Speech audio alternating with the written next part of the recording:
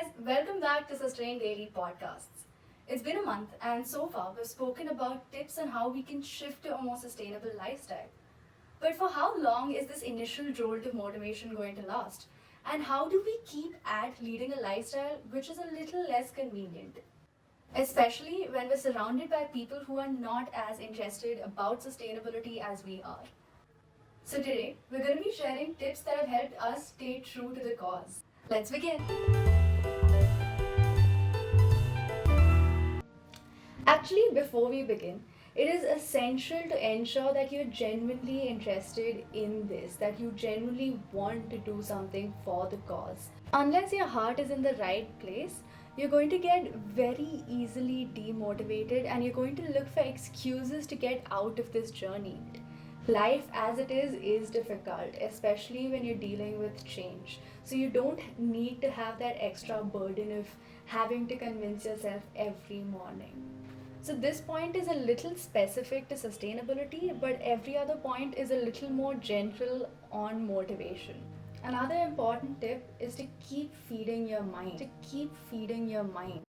What I mean by this is when you keep feeding your mind numbers, statistics, news about what is happening around the world, how much pollution has increased, how much waste is generated, etc., you're going to feel motivated. It's going to push you to act towards the cause. At least in my case, every time I come across an article that talks about how the situation is, it serves as a wake up call. It can be a little sad, but it reminds me to keep fighting to make this world a better place, not just for us, but for every inhabitant on the planet. It reminds me of how important and long this journey is going to be. And even though my actions are small, it does have an impact in the long run, and that is all that matters. Okay, so that was an intense start to the video. We're gonna keep it a little light going forward, and we're gonna be talking in general on how you can stay motivated. I'm sure all of us spend at least 2 to 3 hours a day scrolling on social media platforms. I'm not here to ask you to minimize it. I'm just asking you to alter it. Alter the content that you're consuming. How you can do that is by following different accounts and hashtags on different platforms pertaining to your cause. Let's take my personal example. About 5 to 6 months ago, I wanted to start practicing yoga on a daily basis. I am someone who is not sporty. My entire childhood was, I don't know what I was doing, but I was not running and I was not playing sports. So for me, it was starting from the scratch. Initially, for the first month and two, I was very motivated. I used to do it on a daily basis, but soon that initial enthusiasm died, and I was back at skipping practices for weeks. So what I did was I started following different hashtags on Instagram, like hashtag yoga, and every time I would just lie on my bed and scroll on Instagram, I would come across at least 3 to 5 posts of people bending their bodies in ways that seemed impossible. It made me feel guilty, of course, but it also served as motivation. So I would save those posts and I would look forward to my next practice so that I could try those asanas. So in this case, you can start following hashtags like sustainable living or zero waste living, or you can start following different accounts on Instagram, YouTube, like us, Sustain Daily. Okay, aside from the self-promotion, I think this tip really helped me because I didn't have to go out of my way. I think scrolling was something I did anyway. This tip integrates in your daily lifestyle. Okay, yoga reminds me of another tip. I started practicing yoga with a friend of mine, and that really helped. There were days when I didn't feel like doing anything, and my friend would call me out. And I think just like that tiny push from my friend made me feel very motivated to do it. So I would highly recommend doing this with a friend of yours who doesn't shy away from pushing you. You don't find anyone, we can definitely help you. You can reach out to us on Instagram, YouTube. We can be your buddy who you can share this journey with. Set targets. This might be simple for reading a book or for exercising, right? But how do you set targets when you're changing a lifestyle?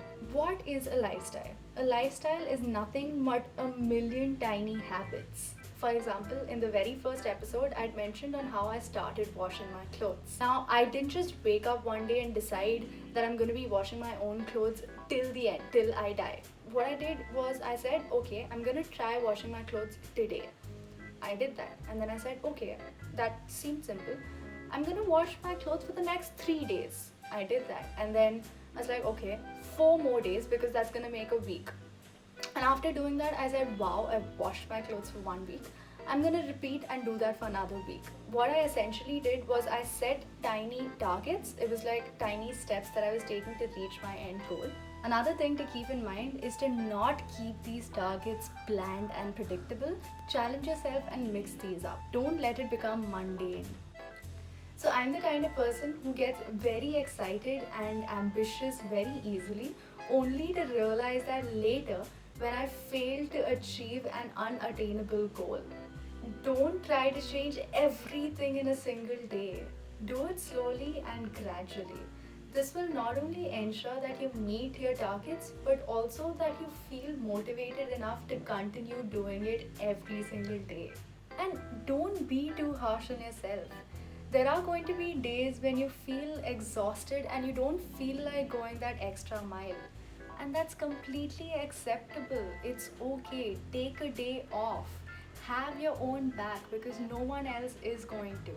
Keep in mind that you have taken up the challenge of changing and growing, and that in itself is commendable. Not a lot of people have the courage and motivation to challenge themselves to step out of their comfort zone. So pat your back for taking the first step. So there's a show on Netflix called 100 Humans. It is a show where social experiments are run on 100 different people from different backgrounds from United States. And they have episodes and topics like which biological sex is more superior and what is the best age to live in, etc. So one of the episodes was about rewards or punishments, which works better as a motivator. Spoiler alert, it turns out that rewards work 50% better than punishments. So what we take away from that is that we're going to give ourselves a little treat. It can be a chocolate, ice cream, whatever it is, when we meet some of our targets. Okay, so the next tip, I'm very excited about it. I love it. It's my favorite tip. It is documenting yourself and your progress. I don't know about you, but I love watching progress videos on YouTube. Whether it's the growth of a plant, whether it's the time lapse of people trying to do a splits or whatever it is, right? I find it extremely motivational and inspirational, and it also excites me. It makes me want to do more, want to do better. I personally document a lot of things. So I started growing my own garden, and every single morning I get up excitedly to click pictures of my plants every day. My gallery is filled with plant pictures, and I'm gonna let you in on a little secret that nobody knows about. But I've been working on a headstand for the past 3 months now, and I'm not very great at it. And it doesn't matter if I take another year or two to reach that, because I have proof of where I started on day 0 and where I've reached. It's magical to see what we're capable of doing. You don't have to post it anywhere, you don't have to do anything about it. You can keep it to yourself, or you can make a private Instagram account just for yourself where you post a picture or video every single day. So whenever you're feeling demotivated or low, you can just scroll through that and you can just look at your journey. I also like to use this other method of declaration. What it essentially means is that I publicly declare and announce that I'm going to be doing something or I'm taking up a challenge. It adds on to accountability, and I know that nobody cares about it. I like to believe that people are watching and hearing, and I don't want to be a hypocrite, or I don't want to fail at doing something. I'm a little narcissistic that way. This sort of motivation can be a little negative because you're using external sources to motivate yourself. This is a little weird, but this works for me and it might work for somebody else, which is why I'm putting it out there. So back in Mumbai, when I was moving to another flat, the previous tenant had not cleaned up after herself before she left. She had left a lot of stuff behind and it was disgusting, but it was also a little interesting. I know I sound like a creep, but it sort of gave me an insight into how her life was. And one of the things that I observed was she had posters all around her room, posters with call to actions like exercise or you can do it or inspirational quotes, etc. And I thought that was extremely interesting and something that I could learn. So I started following that.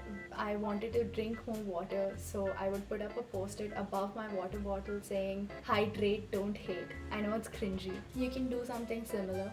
So when you're leaving the house, you can probably put up a post-it there saying carry your own bag. So you remember to carry your own bag and you don't have to get plastic bags from outside. You can put up signs on top of switchboards saying switch off fans and lights. Short call to actions. These really do work. Not just for you, but anybody else who's living in the house. So if you're a nerd like me who loves planning, organizing and making to-do lists, great, keep at it.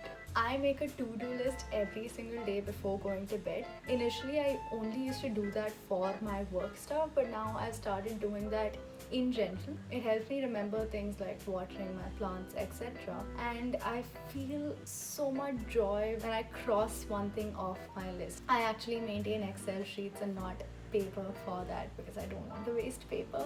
So why this helps is because when I make the list one night before, one, I look forward to waking up the next day because I know there are things that need to be done, and two, I don't have to waste the precious hours in the morning sitting and thinking about things that need to be done. I can focus that energy on actually doing those things. So that's it for today, guys. I hope you found this episode interesting and insightful.